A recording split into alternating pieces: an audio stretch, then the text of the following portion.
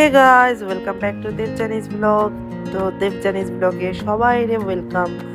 তো আমি গেছি পশুপতিনাথ, আমরা গেছি পশুপতিনাথ। আর ওইদিকে মানে মোবাইল ভিতরে অ্যালাউ না।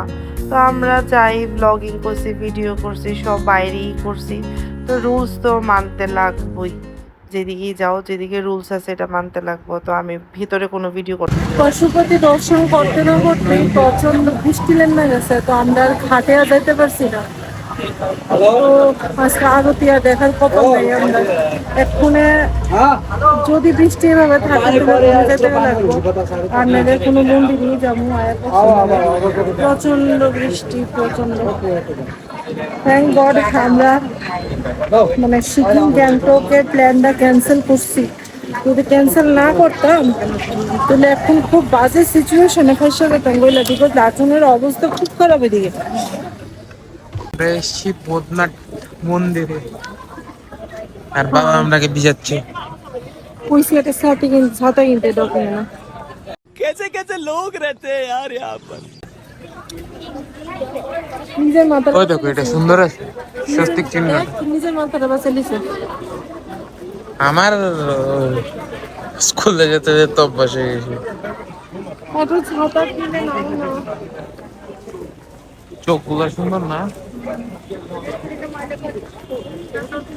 এদিকে একটা নারকেলের দাম কত? 250 টাকা, 250। क्या ये क्या बक रहे हो। আর এতটুকু একটা গ্লাসের লাসি দিয়েছে 100 টাকা। সব কিছুর দাম বেশি।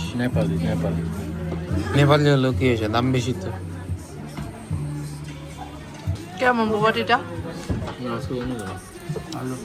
আমার কাছে মানে আমার জানাগুলো কি? 3 hours later. এটা হইছে ভিউ। সব থেকে শান্তির জায়গা এই জায়গাটাই। আসবি এখন পুলে?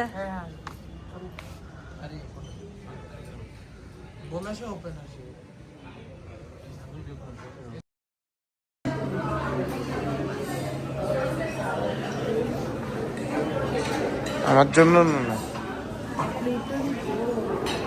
গরম মেশিনে রেখেছে।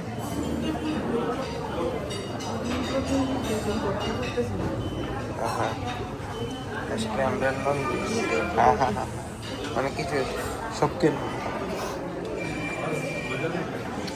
তো আমরা ব্রেকফাস্ট নিয়ে আনেছি। এটা আমরা প্রথম পর্ব খাইতামি, এর থেকে বেশি কিছু খাইতে পারতাম না। বেশি হেভি ব্রেকফাস্ট করলে একদম করে ঘুমায় পড়বো, আর কিছু খাইতেই পারতাম না। আর সকাল সকাল এই কেক টেক না খাইলে ভালো হইতো না।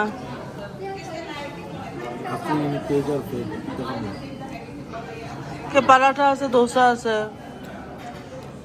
কেক আর ফেক। তো এদিকে আমরা গাড়ির ওয়েট করতেছি, ক্যাব আইছে, ক্যাবের ওয়েট করতেছি। তুই ক্যাব নিচে পার্কিং এ?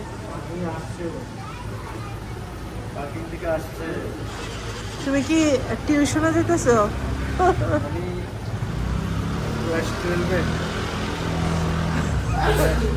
কত বছর ফেল করছো তুমি? 30 বছর। কালকেতে সেরা কইছে। আমি একটা মেকআপ ভিডিও করতেছিলাম, তোমার যন্ত্রণায় যদি করতাম, বাপরে এমন ভাবে কে নাকটাকে দেখো কি ইয়েতি দিয়ে বলে একটা ইয়েতি লুই বলে।